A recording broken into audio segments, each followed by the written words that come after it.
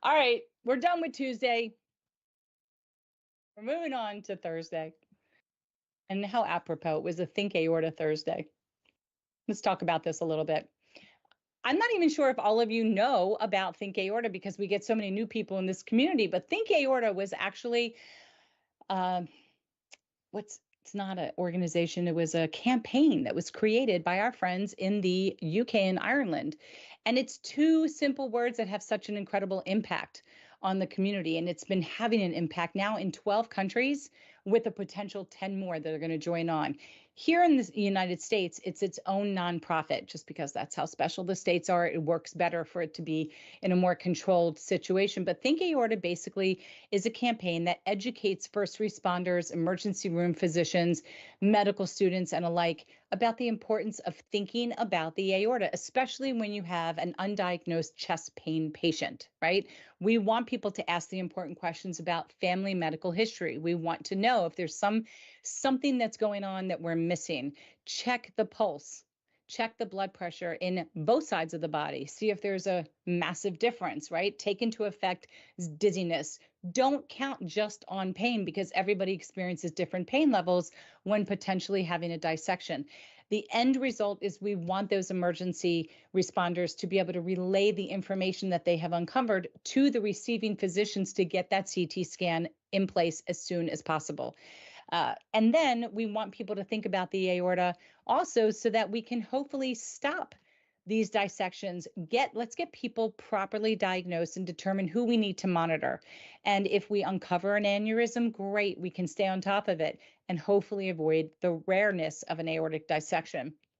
So many of the aortic dissection survivors in our community were actually lucky enough to go to a hospital where emergency physicians recognized their symptoms or connected the dots when hearing about their family medical history, and they ordered that life-saving CT scan.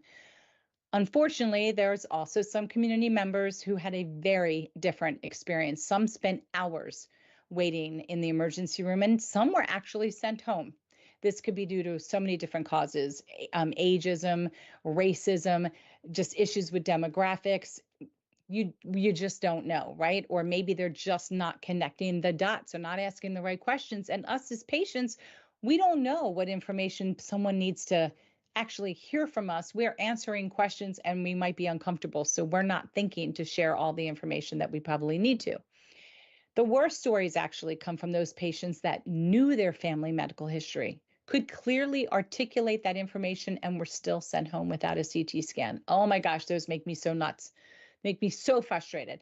But in an effort to support our friends from Think Aorta US, we've asked community members to share some of their symptoms and their ER experiences with the medical community in hopes of teaching ER physicians to think aorta and order that CT scan. And here are some of their comments below. So from Michael, he says, I felt I was on fire from the inside out and had nonstop nausea and vomiting. The hospital staff ordered an EKG, which showed no heart attack. Then they sent me back to the ER waiting room. And that was it. Where's the question about if there's family medical history? Where's the in-depth diagnostic hands-on exam? Going back to basics, right? Doesn't sound like it happened. Prashant says, I heard a pop and drove myself to the hospital. My left leg was numb by the time I got there, but I didn't have too much pain in the chest. I was slightly dizzy. Told the hospital my dad passed at age 30 and his granddad passed at age 56, and either I was having a stroke or a heart attack. They did an EKG, said I was fine, and then I sprained my leg and my chest and sent me home. Meanwhile, he had an aortic dissection, and he survived. If that doesn't cause you to not have great faith in the medical system, I don't know what would, right? All right, Nate says, intense shooting pain down my back. I was also having discomfort in my left leg and difficulty walking. They ended up sending me home with pleurisy. It was a very small hospital, so I'm sure they didn't have a CT or even an MRI, but finally a simple chest x-ray showed an enlarged aorta, which led them to then do a CT. Okay, this was mine. Karen, that's me. Felt an initial pop in my neck, followed by intense acid reflux, then a sudden loss of feeling in my arms and legs. The whole time I thought it was my Crohn's disease. I was lucky to have an immediate CT scan at the local hospital, only to find I had a type A dissection and was transferred to the larger hospital, where while in surgery, I dissected down to my iliac. But see, my hospital knew my medical history. They knew my father's medical history, and they checked all my limbs right away and made that connection. So there's a lot of success stories out there. So I'm not here to do this as a bash on physicians that just don't catch it. I mean, in the same hospital I was in, Tammy, our board member, went in, one of the same doctors I've seen, and he missed hers and just attributed it to being on chemo and sent her home for 2 weeks before she went to a different hospital. You just never know. Sometimes they think about it and sometimes they don't. Another Karen said she had no pain.